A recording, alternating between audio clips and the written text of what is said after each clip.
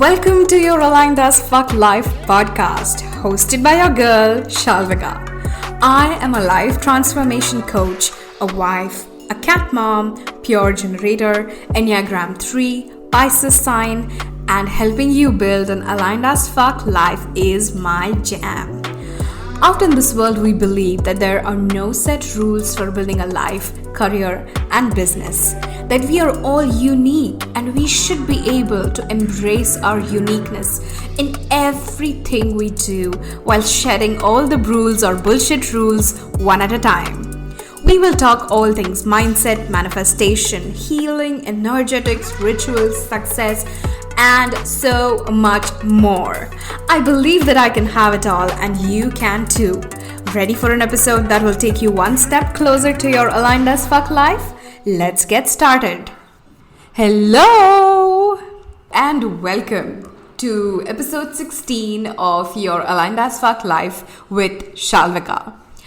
Today's episode is part 2 of episode 14, where we talked about 32 lessons that I learned in 32 years. Again, like I said in episode 14, if you didn't hear that, I'm just like reiterating that 32 seemed to be quite a few points to cover in like 1 or 2 episodes. So I am doing this in I think about 8 parts, because I took like 4 lessons last time and I'm gonna take 4 now, and that's how we are going to roll. So let me just quickly recap the first 4 lessons that we talked about last time.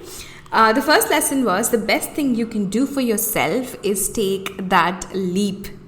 Healing, second lesson, healing, like most things in life, is not linear. Lesson number 3, the things you thought would mean success for you when you were younger can change, and that's all right. Lesson number 4, it's okay to not have a plan. Which brings us now today to lesson number 5, which is shitty days are a part of life. Accept them, walk through them, process them. As a life coach, this is something that I deal with on a regular basis, right? A lot of people come and ask me, how do I be positive all the time? How do I just have positive thoughts all the time? How do I not have bad days in my life? And here's what I have to say to everyone who thinks that way. Dude, like, shitty days are a part of life. Like, you've got to accept that that's ups and downs. Like, life is cyclical, right? Like, everything has its peaks and its troughs. I don't know if that's how you say it, but troughs. If you did not have shitty days, how would you value those kick-ass fucking days? Like, that's a question that I have for you. Like, if there were 0 shitty days, how would you know that you were having a fucking awesome day, right? Your shitty days are important for you, one, to reiterate how magical, how fucking mind-blowing those beautiful days are. Shitty days are also important in order for you to start processing your shadows. When I say your shadows, what I mean is all of us have darker parts of our beings. Like, all of us have dark thoughts, all of us have trauma, all of us have stories that we keep repeating to ourselves over and over in our heads, which honestly they might not even be true, but we just like believe that to be true because it just serves us so well. So shitty days kind of give us a gateway. They are a gateway to show us these parts, right? And when you process them, when you sit down, when you ask yourself the hard questions, when you ask yourself, like, what is it about this day that triggers me, right? Why does it trigger me? What does it tell me about my own self? What does it tell me about my own insecurities? What does it tell me about how I feel worthy or not worthy, or whatever story it is that I'm making up for my own self, right?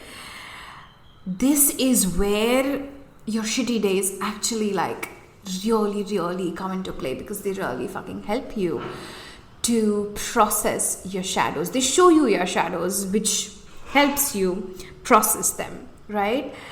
And third, I feel, is shitty days actually show you how strong you are, right? Like when you look back, like think about it. Like I want you to like take a pause and like just think about it like for a few seconds. Like look back on the last bunch of shitty days that you have and tell yourself, like, look at it and be like, doesn't that make you feel like, oh my god, I lived through that? Like, I lived through that shitty phase. Like, I feel that all the time. Like, when I think about my early business days, like my panic attacks, I feel that all the time.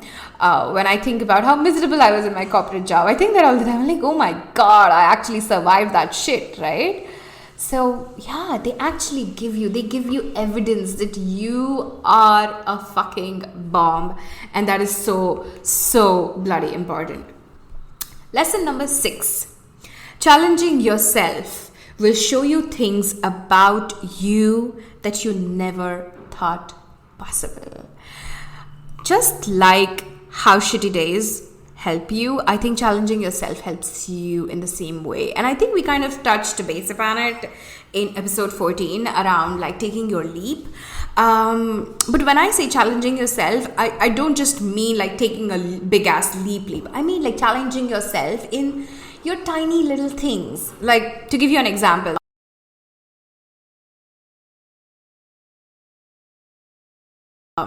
where I'm supposed to like touch my nose on my knees. And for the longest time, I have had this thought in my head that I cannot do this. Well, like, for whatever reason, right? Because in my head, I feel like I don't fall in quote unquote the quintessential healthy looking female body. But here's the thing.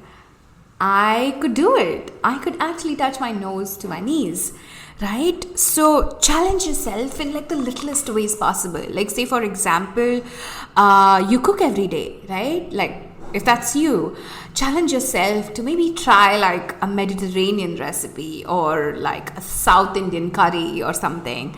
Or if you're a runner, challenge yourself to maybe increase your pace a little and just like tiny little bit, because that is how you grow. I feel that is how you feel improvement day by day, right? I regularly put myself through different kinds of challenges. Like for example, right now it's July 2022. It's 16th July 2022 right now, and I'm in the middle of doing this thing called a garbage post challenge, which is basically that I am going to publish like 100 pieces of content in just 30 days, right? And it just pushes you to think. Like wherever I look now, I see content.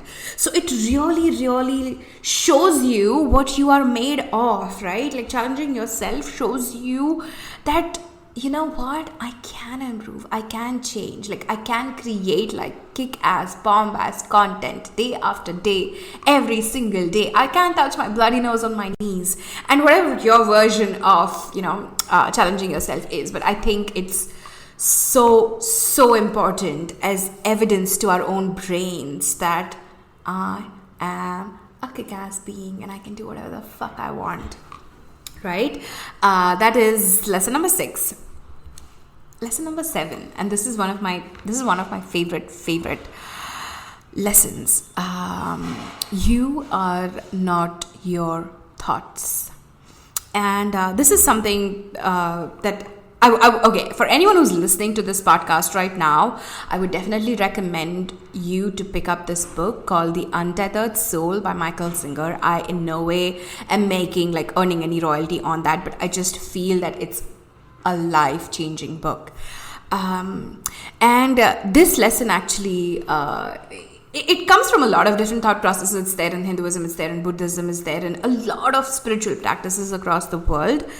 But here's the thing, right? Let's do an experiment. What I want you to do is I want you to close your eyes right now. Like while you're listening with your headphones plugged in, or if you're watching on YouTube channel, that's fine. Let it keep playing. Close your eyes. We're gonna do a thought experiment. I want you. Okay, I'm gonna say hello. Right? Hello. Can you hear me? Right? So if you could hear me, which if you're listening to this podcast, I'm sure you are. If you can hear me, you are the subject experiencing me, the object saying hello, right? That's what just happened when I went hello, right? Okay, continue closing your eyes. Now, what I want you to do is I want you in your mind. We all have this voice in our mind, right? Like that keeps talking, chapar, chapar, chapar. I want you to make that voice in your head say hello to yourself. I'm going to pause for like just a few seconds. Can you hear that thought? Can you hear your mind's voice saying hello to you? Right? Which means you are the subject experiencing an internal object saying hello. Which means that all of this chatter that you have in your head, all of this mental chatter that you have, like, what am I gonna do next after I listen to this podcast, or oh, she reminded me of this book, I have to go buy it, whatever is happening in your head right now, right? You are not your thoughts. You are just someone who's experiencing your thoughts. And I'm gonna definitely do a podcast episode on just this one lesson, because I think this is just so fucking deep. But I want you to remember that every time your internal voice says, this is not possible for me, I cannot do this, who am I to want more money, who am I to want like a kick-ass partner, who am I to want to live in a luxurious way when I come from this so-and-so background, right? Every time you have that thought in your head, I want you to remind yourself that you are not your thoughts. So if your thoughts are telling you that I'm not good enough, remember that you're not that, so it means that you're not good enough.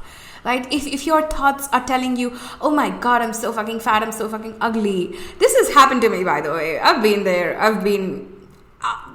Wow, so many content ideas while I'm creating content. I'm like on a fucking roll. Anyway, you are not that, right? Your thoughts spring from conditioning. They spring from what society has told you. They spring from what your parents, your caregivers, people who raise you, your peers, your teachers, your school system, the society that you grew up in, the country that you grew up in, the kind of social structure that you grew up in is going to dictate your thoughts. So just remember, the next time you're being mean to yourself, you're putting yourself down, just close your eyes and be like, I'm someone experiencing these thoughts, right? I am not my thoughts. And lesson number 8. This is the last lesson that we are going to cover in this episode. Productive. That's lesson number 8. Well, because it is. I think the world structure that we live in, right? Like this whole capitalistic approach around productivity, efficiency. We always have to be productive. We always have to be doing. I don't know, those who are listening on the podcast, if you hear some sounds, that's me like, I don't know, clicking my fingers. Is that a term? Anyway, clicking my fingers. So yeah, this whole structure that we are in, and then add to that the fact that people like me who are born in third world countries, which as I'm sure a lot of you who are listening are, and even if you aren't, I think it's very important for you to bring that awareness that the generations that came before us had to work their asses off, right? They had to work through a lot of shit to get to where they had to. Like my generation, which is like millennials, right? We are like, I think, quite privileged that way, even like being born in a country like India. But our previous generation had to struggle. They had to struggle for housing. They had to struggle to get a roof over their head. They had to struggle to get food on their place. They had to struggle all their lives. And so this whole idea that unless you're working something, you're wasting your time is so ingrained in our culture. It is so ingrained in our upbringing. It is so ingrained, like even another riff, right? You have to earn your vacation. Like I see so many people say that, oh, I worked for like 6 months, I've earned my vacation. And I'm like, no, you don't have to earn your vacation. You don't have to earn your rest. And I do acknowledge that this might come, not might, I do acknowledge that this comes from a space of privilege, okay? I know that I don't have to struggle to put food on my plate every single day. I know that, for a blue collar worker, that's going to be like in a country like India or in any third world country, it's going to be like a very different situation, right? That person has to work every single day to put food on their plate. But I'm talking about people like me, people like you. Like, if you own a phone and you're listening to this podcast, you do have a certain amount of privilege, right? And when you rest, it's just so fucking productive, because you come back re-energized, you come back with a completely new slate. Like, that happens to me. I nap in the afternoon. So my work schedule is, I generally work in a chunk in the morning, then I'll take afternoons off, I'll watch a movie, I'll have my lunch, I'll probably take a nap, play with my cats, go for a walk, whatever, and then in the evenings again I'll like resume work, right? So it actually is shown, like resting is shown to improve. Go and read up about it. Rest is such an important part of their journeys, right?